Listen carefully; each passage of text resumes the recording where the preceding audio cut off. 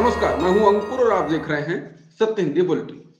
एक नजर डाल लेते हैं अब तक की खबरों पर। दिल्ली के पूर्व डिप्टी सीएम मनीष सिसोदिया को ईडी ने गुरुवार को दिल्ली शराब नीति मामले में गिरफ्तार कर लिया है। इसी मामले में सीबीआई ने करीब 2 हफ्ते पहले उनको गिरफ्तार किया था और वो फिलहाल तिहाड़ जेल में है। इस मामले में जमानत याचिका पर शुक्रवार को सुनवाई होनी है, लेकिन इससे पहले ईडी ने उन्हें गिरफ्तार कर लिया है। इसका मतलब है कि सीबीआई द्वारा गिरफ्तारी के मामले में अगर उन्हें जमानत मिल भी जाती है तो भी वो जेल से बाहर नहीं आ सकेंगे। सिसोदिया की ईडी के द्वारा गिरफ्तारी के बाद दिल्ली के मुख्यमंत्री और आम आदमी पार्टी प्रमुख अरविंद केजरीवाल ने ट्वीट कर कहा है कि मनीष को पहले सीबीआई ने गिरफ्तार किया, सीबीआई को कोई सबूत नहीं मिला, रेड में कोई पैसा नहीं मिला, कल बेल पर सुनवाई है। कल मनीष छूट जाते तो आज ईडी ने गिरफ्तार कर लिया है। इनका एक ही मकसद है, मनीष को हर हालत में अंदर रखना, रोज नए फर्जी मामले बनाकर। जनता देख रही है, जनता जवाब देगी। वहीं आम आदमी पार्टी के राज्यसभा सांसद संजय सिंह ने कहा कि बीजेपी में जो जितना बड़ा भ्रष्टाचारी वो उतना बड़ा पदाधिकारी है और मनीष सिसोदिया के खिलाफ कोई सबूत नहीं, उनको जेल में रखना ही मोदी जी का मकसद है। दिल्ली सरकार की शराब नीति में कथित गड़बड़ियों से जुड़े मनी लॉन्ड्रिंग मामले में ईडी ने बीआरएस की एमएलसी और तेलंगाना के मुख्यमंत्री के चंद्रशेखर राव की बेटी के कविता को समन जारी किया है। इसी को लेकर के कविता ने मोदी सरकार को निशाने पर लिया और कहा यह बस बीजेपी के द्वारा ध्यान भटकाने की रणनीति है, इसके अलावा कुछ नहीं। इंडिया टुडे से बात करते हुए कविता ने यह भी कहा उनका असली निशाना उनके पिता और तेलंगाना के मुख्यमंत्री चंद्रशेखर राव हैं। बीआरएस नेता ने कहा, मैंने कुछ भी गलत नहीं किया है, मेरा दिल्ली शराब नीति मामले में कोई संबंध नहीं है और सबसे पहली बात यह है, ये और कुछ नहीं बल्कि भाजपा की ध्यान भटकाने की चाल है। वो विपक्षी नेताओं को निशाना बनाते हैं, उन्हें ईडी ऑफिस बुलाते हैं और फिर उस दिन के लिए पूरी मीडिया उनके इर्द गिर्द होती है और तब कोई भी महंगाई, बढ़ती कीमतों के बारे में बात नहीं करता है। उन्होंने कहा कि जहां चुनाव होते हैं वहां ईडी मोदी से पहले पहुंच जाती है। भारत राष्ट्र समिति के नेता केटी रामाराव ने भी गुरुवार को पीएम मोदी और केंद्र सरकार को निशाने पर लेते हुए जांच एजेंसियों के दुरुपयोग का आरोप लगाया। रामाराव ने आरोप लगाया कि केंद्रीय एजेंसियां मोदी सरकार की कठपुतली बन गई हैं और रोज बीआरएस के कई नेताओं को निशाना बनाया जा रहा है। बता दें, ईडी ने रामाराव की बहन और बीआरएस की एमएलसी के कविता को मनी लॉन्ड्रिंग के मामले में समन जारी किया है। रामाराव ने कहा ये समन ईडी का नहीं बल्कि मोदी का है। बता दें, ईडी के कविता से दिल्ली शराब नीति में गड़बड़ियों और मनी लॉन्ड्रिंग से जुड़े मामले में 11 मार्च को पूछताछ करने वाली है। लोकसभा चुनाव 2024 को लेकर विपक्षी एकता की कोशिशें जारी हैं। इस बीच तेलंगाना के मुख्यमंत्री केसीआर की बेटी के कविता ने कांग्रेस पर तंज कसते हुए सलाह दी है। के कविता ने दिल्ली में पत्रकारों से बातचीत के दौरान कहा, अगर कांग्रेस बीजेपी को हराना चाहती है तो उसे टीम प्लेयर बनना चाहिए और क्षेत्रीय ताकतों के साथ हाथ मिलाना चाहिए। तेलंगाना के मुख्यमंत्री और बीआरएस प्रमुख के चंद्रशेखर राव की बेटी के कविता ने दिल्ली में संवाददाताओं से कहा, कांग्रेस अब एक राष्ट्रीय पार्टी नहीं है और इस बात का आश्चर्य है कि वो अहंकार छोड़कर वास्तविकता का सामना कब करेगी। बता दें, केसीआर उन नेताओं में से एक हैं जो कांग्रेस से अलग एक विपक्षी दलों का मोर्चा बनाने की कवायद में लंबे समय से लगे हुए हैं। उनके साथ सपा प्रमुख अखिलेश यादव, केजरीवाल जैसे नेता भी दिख चुके हैं, हालांकि अभी तक कोई नतीजा नहीं निकला है। कर्नाटक चुनाव से पहले बीजेपी से कांग्रेस में आने का सिलसिला शुरू हो चुका है। अब कहा जा रहा है कि बीजेपी सरकार के 2 मंत्री वी सोमन्ना और युवा और खेल मामलों के मंत्री केसी नारायण गौड़ा पार्टी से नाराज हैं और कांग्रेस पार्टी के संपर्क में है। हालांकि बीजेपी उन्हें रोकने की पूरी कोशिश कर रही है। बता दें, ये दोनों नेता ही बीजेपी में दूसरी पार्टियों से आए थे। मालूम हो कि 2018 के चुनाव में बीजेपी बहुमत तक तो नहीं पहुंच पाई थी, जिसके बाद कांग्रेस और जेडीएस ने मिलकर सरकार बनाई। हालांकि बाद में उनके 17 विधायकों ने इस्तीफा दे दिया और इस कारण से भाजपा को 2019 में सत्ता मिल गई। फिलहाल मंत्री वो सोमन्ना अपने बेटे अरुण सोमन्ना के लिए टिकट की तलाश में हैं और अपनी वरिष्ठता के बावजूद उचित सम्मान नहीं दिए जाने से नाराज बताए जा रहे हैं। तो दूसरी ओर नारायण गौड़ा भाजपा में अपनी संभावनाओं के बारे में अनिश्चित हैं और उन्होंने हाल ही में दावा किया था कि कांग्रेस ने उनसे संपर्क किया था। बता दें, हाल ही में कांग्रेस प्रदेश अध्यक्ष डीके शिव कुमार ने बीजेपी के कुछ नेताओं को पार्टी में शामिल कराया था और साथ ही कहा था कि बीजेपी के कई और नेता कांग्रेस में शामिल होने वाले हैं। केंद्रीय मंत्री प्रहलाद जोशी ने गुरुवार को कांग्रेस पर हमला करने के लिए बहुत ही अजीबोगरीब तर्क दिया। उन्होंने जनसंख्या बढ़ने के लिए कांग्रेस के शासन में दी गई कम बिजली को जिम्मेदार बताया। तो केंद्रीय मंत्री ने कर्नाटक में कहा, कांग्रेस ने अपने शासन में कम बिजली दी, बिजली ठीक से न दे पाने के कारण कांग्रेस के शासनकाल में जनसंख्या बढ़ी। बता दें, इससे पहले उन्होंने मंगलवार को कहा था कि लंबे समय से सत्ता से बाहर रहने के कारण कांग्रेस अपना मानसिक संतुलन खो चुकी है। राहुल गांधी के विदेश के दौरे पर पीएम मोदी बीजेपी और आरएसएस पर हमलों को लेकर बीजेपी भड़की हुई है। बीजेपी राहुल गांधी पर देश को बदनाम करने का आरोप लगा रही है। तो इसी क्रम में अब कानून मंत्री किरण रिजिजू ने राहुल गांधी पर हमला बोला है। उन्होंने कहा कि राहुल गांधी भारत की एकता के लिए बेहद खतरनाक हो गए हैं और अब वो लोगों को भारत को विभाजित करने के लिए उकसा रहे हैं। राहुल की आलोचना करते हुए रिजिजू केवल यही नहीं रुके, उन्होंने कहा कि कांग्रेस के स्वघोषित शहजादे ने सारी हदें पार कर दी हैं। भारत के लोग तो जानते हैं कि राहुल गांधी पप्पू हैं, लेकिन विदेशियों को नहीं पता कि वो पप्पू हैं। उनके मूर्खतापूर्ण बयानों पर प्रतिक्रिया देना जरूरी नहीं है, लेकिन समस्या ये है कि भारत विरोधी ताकतों द्वारा भारत की छवि को धूमिल करने के लिए उनके भारत विरोधी बयानों का दुरुपयोग किया जाता है। बता दें, बीते दिनों राहुल गांधी ने कैम्ब्रिज विश्वविद्यालय के छात्रों को संबोधित किया था। अपने संबोधन में उन्होंने प्रधानमंत्री मोदी की आलोचना करते हुए कहा था कि उन्होंने भारत की विविधता को नष्ट करने में कोई कसर नहीं छोड़ी है। राहुल गांधी ने कहा था कि मोदी भारत की संरचना को बर्बाद कर रहे हैं। वो देश पर एक ऐसा विचार थोप रहे हैं जो भारत स्वीकार नहीं कर सकता है।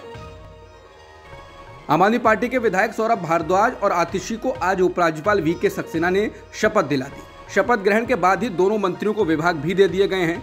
आतिशी को शिक्षा मंत्रालय दिया गया है, जो इससे पहले मनीष सिसोदिया के पास था। आतिशी को पीडब्ल्यूडी, बिजली और टूरिज्म डिपार्टमेंट भी दिए गए हैं, जबकि सौरभ भारद्वाज को हेल्थ, पानी और उद्योग व शहरी विकास मंत्रालय दिया गया है। बता दें, दिल्ली के उप मुख्यमंत्री मनीष सिसोदिया और मंत्री सत्येंद्र जैन के इस्तीफे के बाद अरविंद केजरीवाल मंत्रिमंडल में 2 पद खाली थे। सिसोदिया और सत्येंद्र जैन भ्रष्टाचार के आरोपों का सामना कर रहे हैं और फिलहाल दिल्ली की तिहाड़ जेल में बंद हैं। गलवान घाटी में हुई भारत चीन सेनाओं की झड़प के बाद से ही तनाव बना हुआ है। इसके इतर पाकिस्तान के कारण कश्मीर में हो रहे हमलों के कारण पाकिस्तान से भी तनाव की स्थिति बनी रहती है। इस बीच अमेरिकी खुफिया विभाग ने भारत पाकिस्तान और भारत चीन के बीच तनाव बढ़ने की आशंका जताई है और कहा है कि इनके बीच संघर्ष बढ़ सकता है। अमेरिकी संसद की सुनवाई के दौरान इस रिपोर्ट को पेश किया गया। इसमें बताया गया है कि भारत और पाकिस्तान के बीच तनाव भरे रिश्ते गंभीर चिंता के विषय हैं।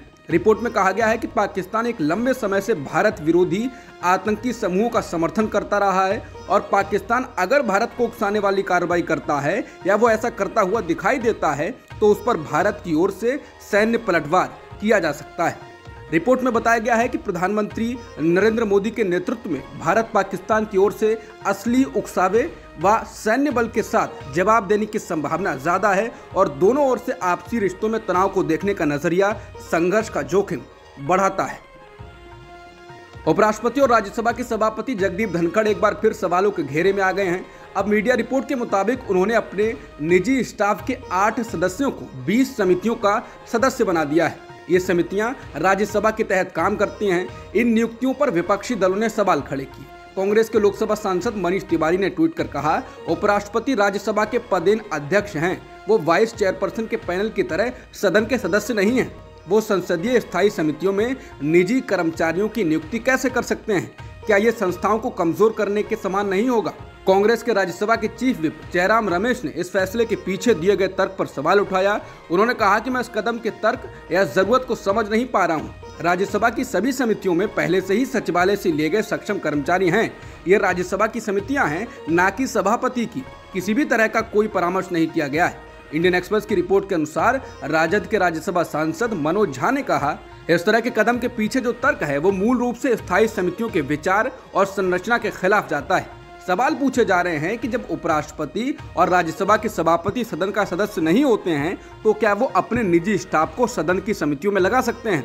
विपक्षी दलों के नेता पूछ रहे हैं, क्या ये संस्थाओं को कमजोर करना नहीं है?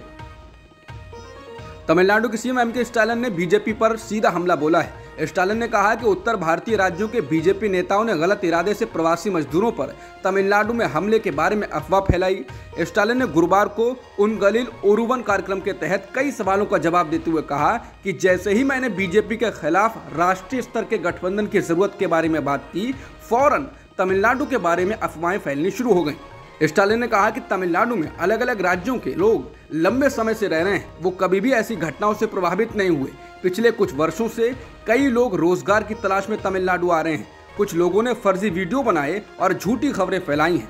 उत्तर भारतीय राज्यों के बीजेपी नेताओं ने गलत इरादे से ऐसा किया है। अगर आप फेक न्यूज फैलाने वालों के पीछे की साजिश को समझेंगे तो पाएंगे ये अगले ही दिन किया गया था जब मैंने बीजेपी के खिलाफ राष्ट्रीय स्तर के गठबंधन की जरूरत के बारे में बात की थी। बॉलीवुड अभिनेता सतीश कौशिक का 66 वर्ष की उम्र में निधन हो गया है। उनके निधन ने आज 9 मार्च को बॉलीवुड को स्तब्ध कर दिया है। सतीश कौशिक के करीबी दोस्त और अभिनेता अनुपम खेर ने आज गुरुवार सुबह कहा कि अस्पताल ले जाते वक्त दिल का दौरा पड़ने से सतीश कौशिक का निधन हो गया। सतीश कौशिक 66 साल के थे। अचानक हुई इस मौत ने हिंदी फिल्म उद्योग को झकझोर कर रख दिया है। वो कल ही होली का जश्न मना रहे थे और उनकी तस्वीरें भी होली खेलते हुए देखी जा सकती हैं। लेकिन अगले ही दिन एक अद्भुत प्रतिभा के कलाकार ने दुनिया को अलविदा कह दिया। बॉलीवुड के बाकी कलाकारों ने एक्टर के साथ अपनी यादें साझा की हैं। अधिकांश ने अनिल कपूर की मिस्टर इंडिया फिल्म कैलेंडर की शानदार भूमिका के लिए सतीश कौशिक को याद कर अपनी श्रद्धांजलि दी है। बॉलीवुड कलाकारों और आम लोगों के अलावा प्रधानमंत्री नरेंद्र मोदी ने भी अभिनेता सतीश कौशिक के निधन पर शोक जताया। पीएम मोदी ने ट्वीट कर कहा कि जाने माने फिल्म शख्सियत सतीश कौशिक जी के असामयिक निधन से व्यथित हूं। वो एक क्रिएटिव जीनियस थे जिन्होंने अपनी विलक्षण अभिनय और निर्देशन प्रतिभा से लोगों का दिल जीता। उनका काम लोगों का मनोरंजन करता रहेगा। पीएम मोदी ने कहा कि उनके परिवार वालों और फैंस के लिए संवेदनाएं प्रकट करता हूं। भारत और ऑस्ट्रेलिया के बीच 4 टेस्ट मैचों की सीरीज का आज से अंतिम मुकाबला खेला जा रहा है, लेकिन इस मैच में खिलाड़ियों से अधिक चर्चा दोनों देशों के प्रधानमंत्री बटोर ले गए। दरअसल आज से शुरू हो रहे इस मुकाबले को देखने के लिए दोनों देशों के प्रधानमंत्री नरेंद्र मोदी स्टेडियम पहुंचे। भारतीय प्रधानमंत्री नरेंद्र मोदी और ऑस्ट्रेलियाई पीएम एंथनी अल्बनीज पहले दिन का खेल देख रहे हैं। मैच से पहले दोनों देशों के प्रधानमंत्रियों ने अपने अपने देश की क्रिकेट टीम के कप्तान को सम्मानित किया और उन्हें खास टेस्ट मैच की खास टोपी भी दी। इसके बाद एक खास गाड़ी में दोनों नेताओं ने स्टेडियम का एक चक्कर भी लगाया। नेपाल में नेपाली कांग्रेस के नेता रामचंद्र पौडेल को देश का नया राष्ट्रपति चुना गया है। नेपाली कांग्रेस के रामचंद्र पौडेल और सीपीएन यूएमएल के सुभाष चंद्र नेमबाग राष्ट्रपति पद के लिए एक दूसरे के आमने सामने थे। दोनों उम्मीदवार पूर्व मंत्री और पूर्व स्पीकर हैं। नेपाली कांग्रेस के अध्यक्ष शेर बहादुर देउबा ने पौडेल को बधाई दी है। बता दें, पौडेल को जहां प्रधानमंत्री पुष्प कमल दाहाल प्रचंड के साथ नेपाल की 8 पार्टियों का समर्थन था, वहीं नेमबाग को केपी ओली की पार्टी का समर्थन है। उन्हें 214 सांसदों और प्रांतीय विधानसभाओं के 352 सदस्यों का वोट मिला है। अब तक की खबरों में इतना ही। बाकी खबरों के लिए बने रहिए सत्य हिंदी के साथ। नमस्कार।